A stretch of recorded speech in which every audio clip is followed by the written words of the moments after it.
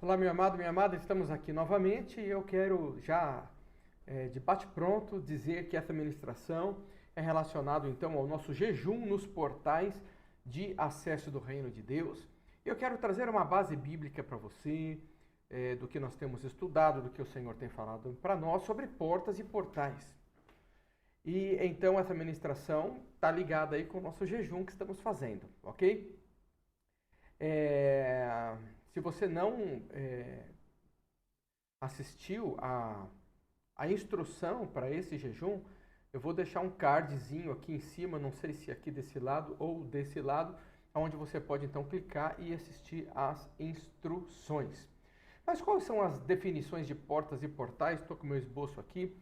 Portas são estruturas físicas que separam ambientes e podem ser abertas ou fechadas, feitas com material humano, né? Materiais madeira, metal ou vidro. São portas que separam ambientes.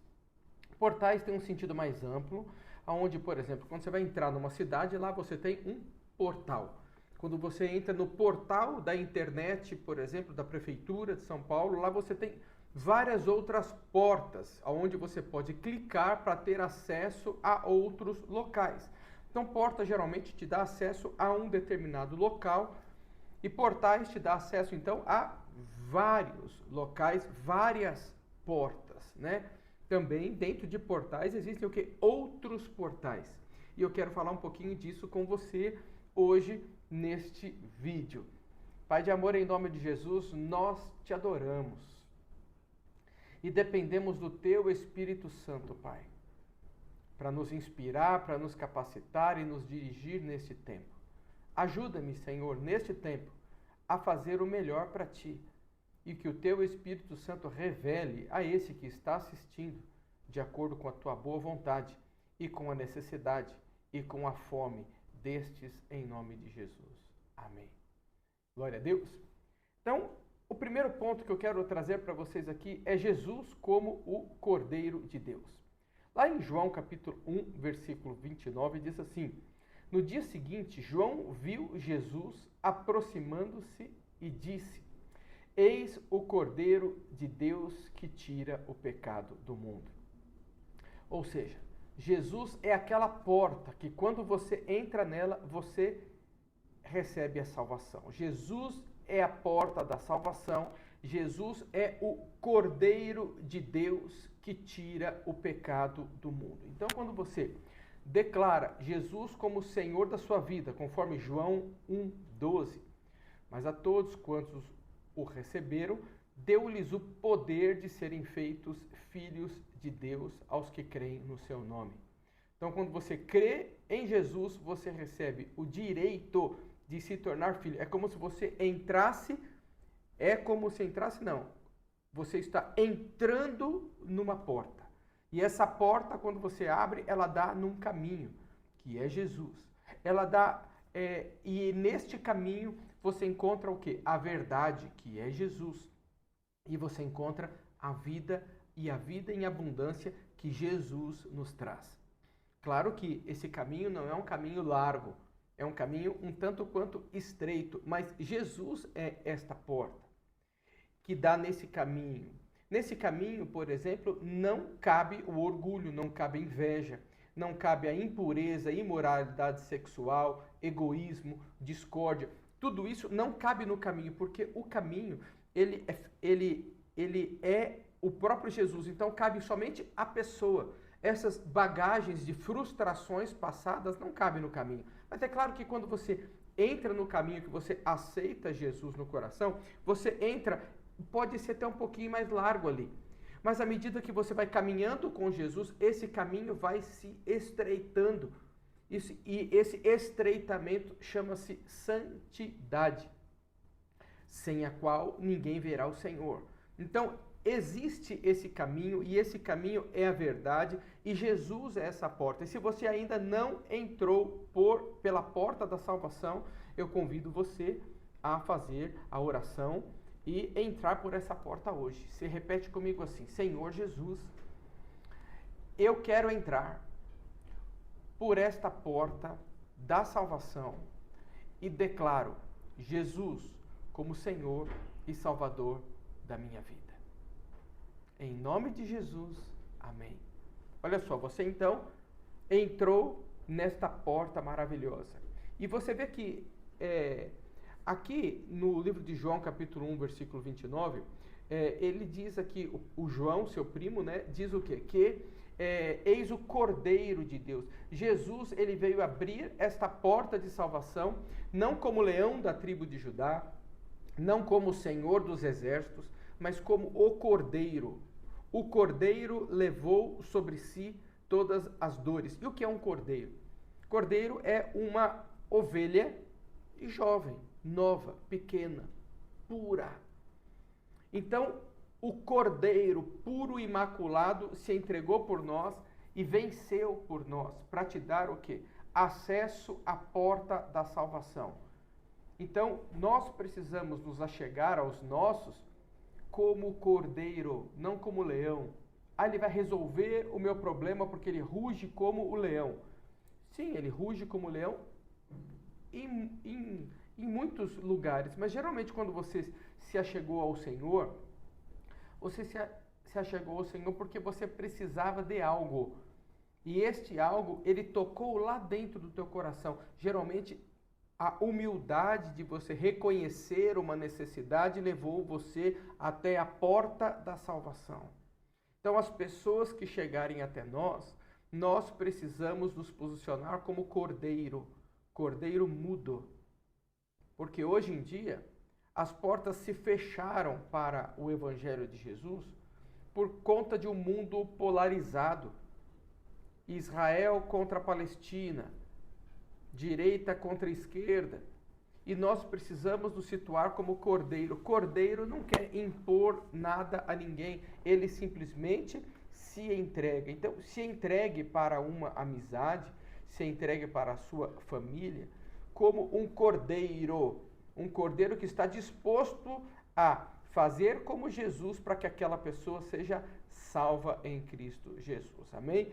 Então, na sua casa, com os teus filhos, com o seu marido, haja como cordeiro, o Cordeiro de Deus, que tirou e tira o pecado do mundo, em nome de Jesus.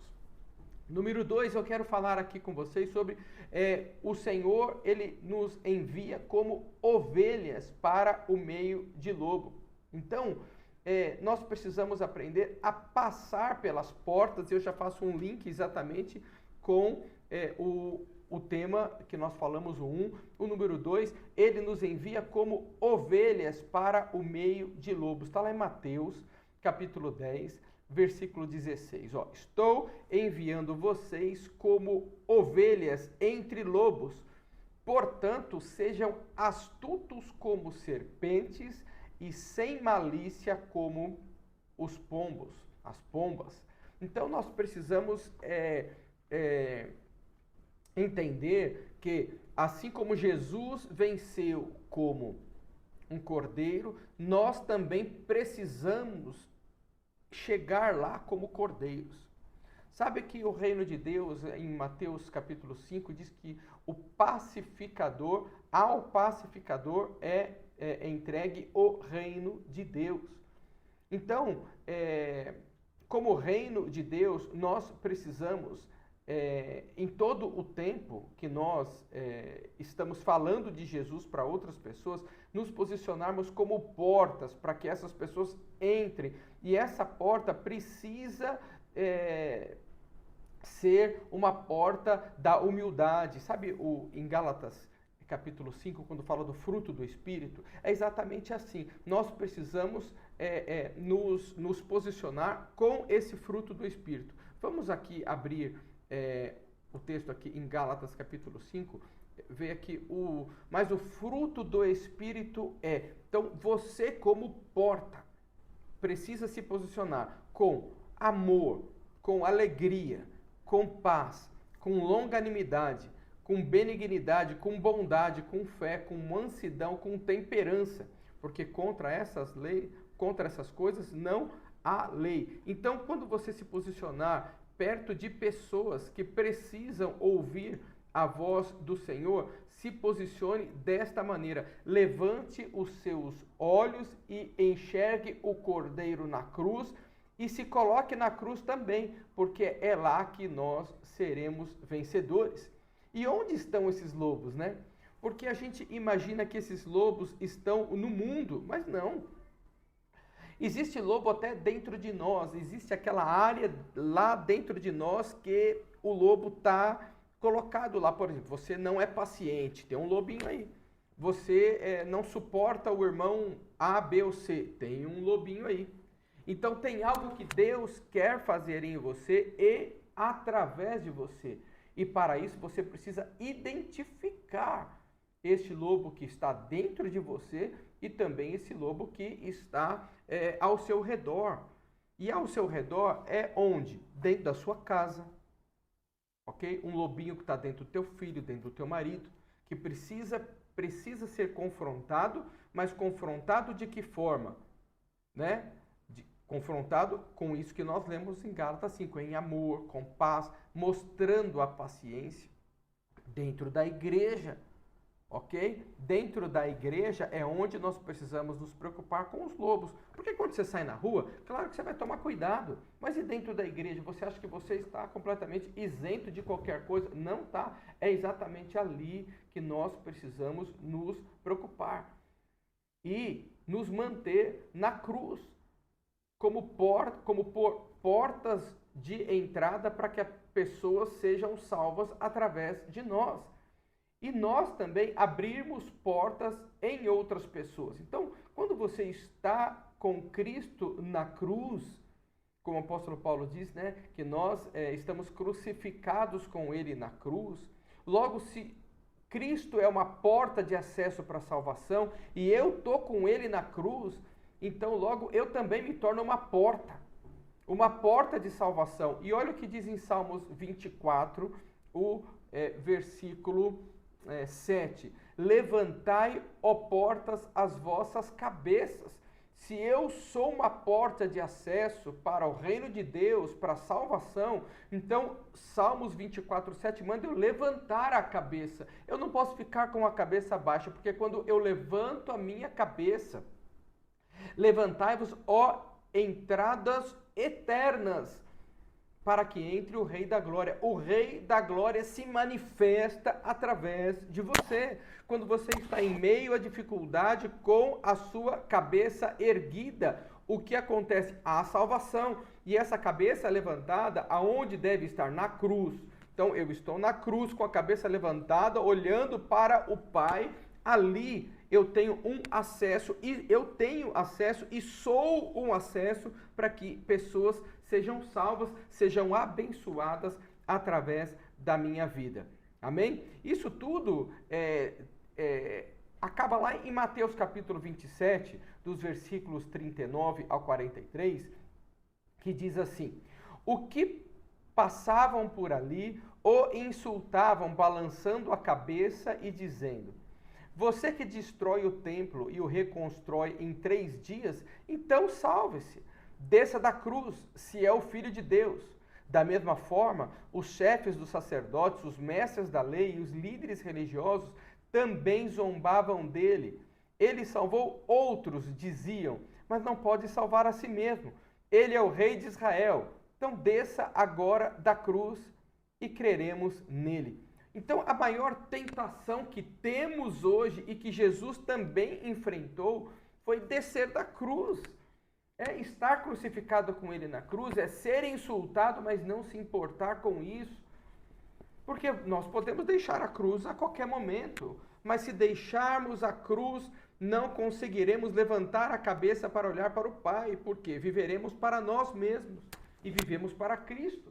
Então a maior tentação que Jesus teve na cruz foi essa, de descer da cruz e dar uma corça naqueles que estavam ali zombando dele. Mas ele venceu isso e nós, com ele na cruz, também venceremos. Porque é na cruz que vamos vencer, meus amados, e vamos ser libertos completamente da depressão, da angústia, da dor, da inveja, do nosso ego, do nosso humanismo, de acharmos, eu não mereço isso. Nós merecemos estar na cruz. Por quê? Porque nós escolhemos estar na cruz. Então nós devemos carregar a nossa cruz como ele carregou. E logo, eu estando na cruz, eu me torno um portal. Lembra daquele texto que diz que Jesus seria levantado e atrairia a visão de todos? Nós também, na cruz, vamos atrair a atenção de todos para o nosso modo de viver.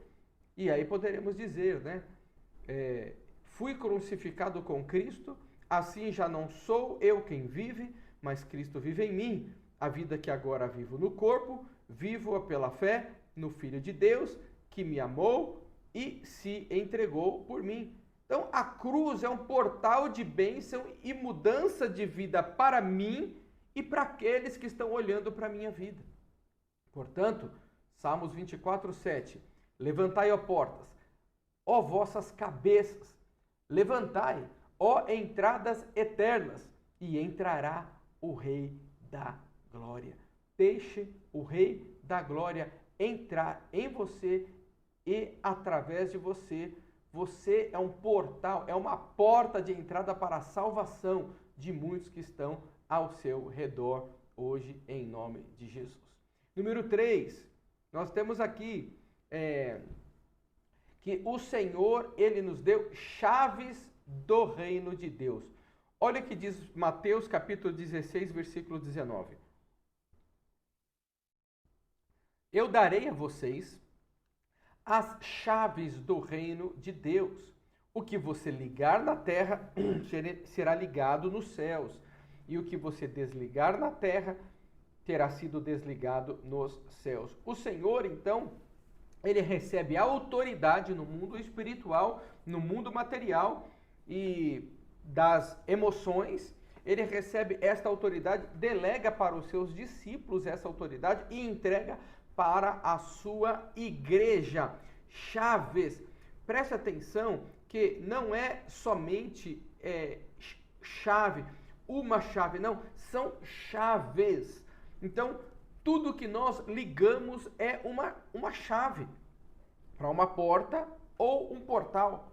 Por exemplo, você está num culto hoje e neste culto você tem uma oração de concordância com uma igreja que está lá também, um irmão da igreja, e você liga com ele que você quer entregar o seu currículo e quer ser chamado para uma entrevista.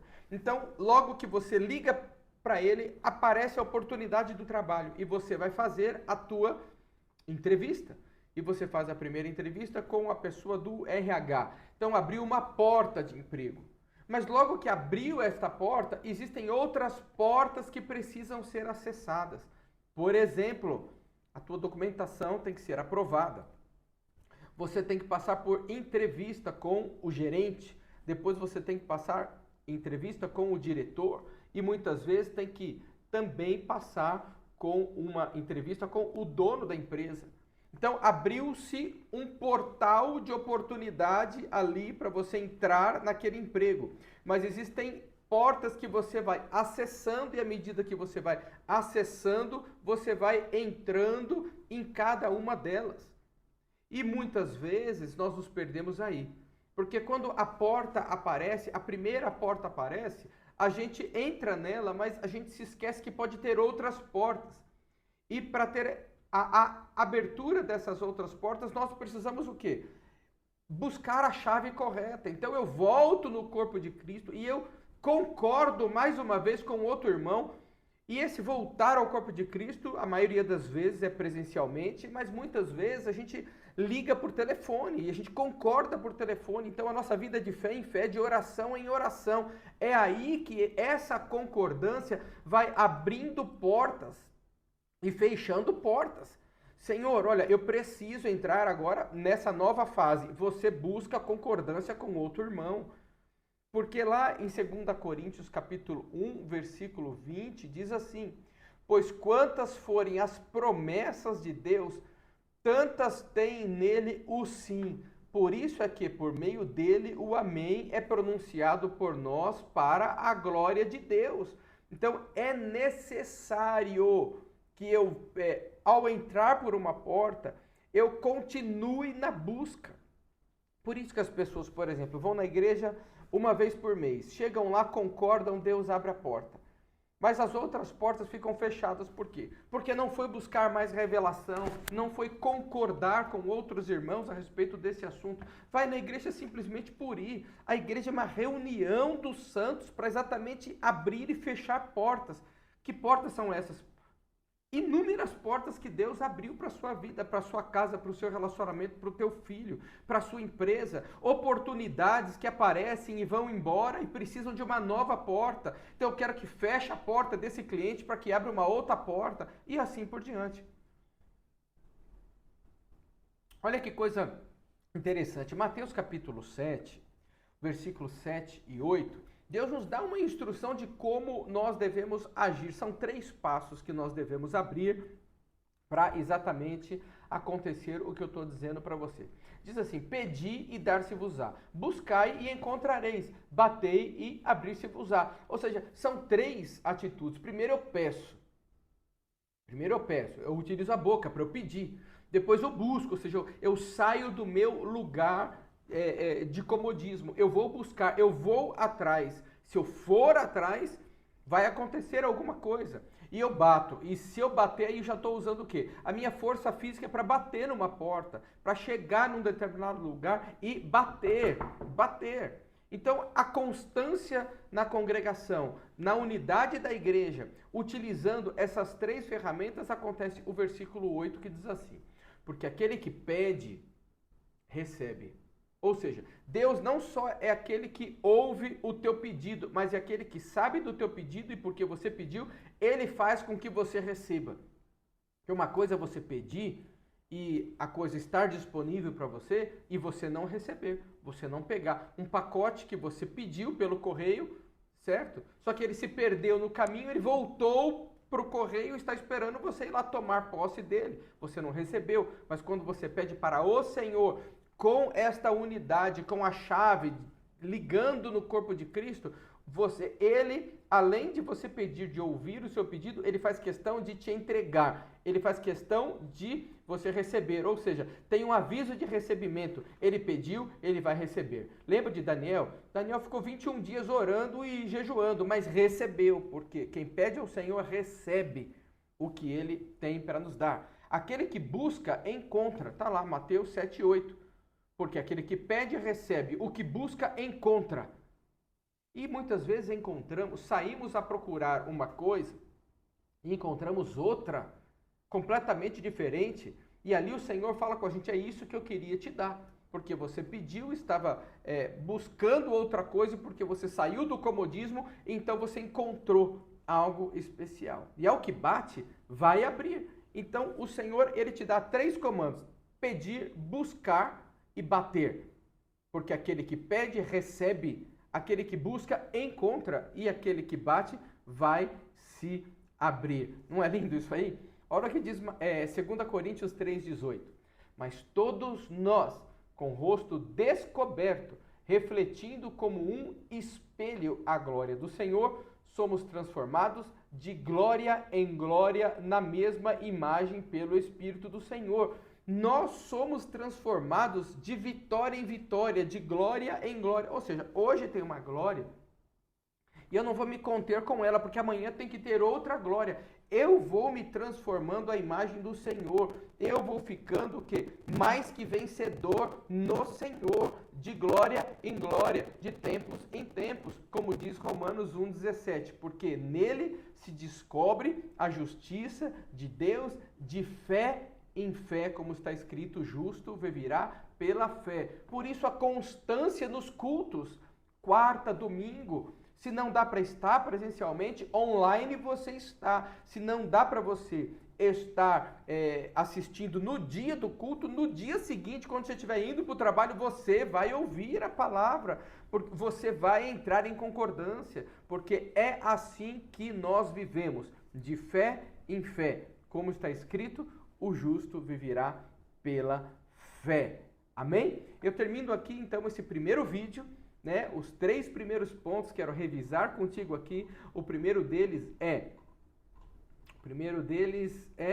Jesus se apresenta como um cordeiro. Nós precisamos nos apresentar como cordeiro. Número 2, ele nos envia como ovelhas para o meio de lobos. Ou seja, ele não nos envia como cordeiro para o meio de lobos. Não, eu já sou uma ovelha madura. Já sou uma ovelha crescida, não um cordeirinho, uma ovelha no meio de lobos, para eu agir com astúcia, sem malícia, mas como astúcia, como nós já falamos. E número 3, que nós citamos aqui, que ele nos entrega chaves. E essa chave é dentro do corpo de Cristo, quando a igreja se reúne, a gente concorda e acontece em nome de Jesus. Até o próximo vídeo que nós vamos concluir essa palavra em nome de Jesus. Deus abençoe a sua vida, que o Espírito de Deus revele a você essa palavra nesse tempo em nome de Jesus. Amém.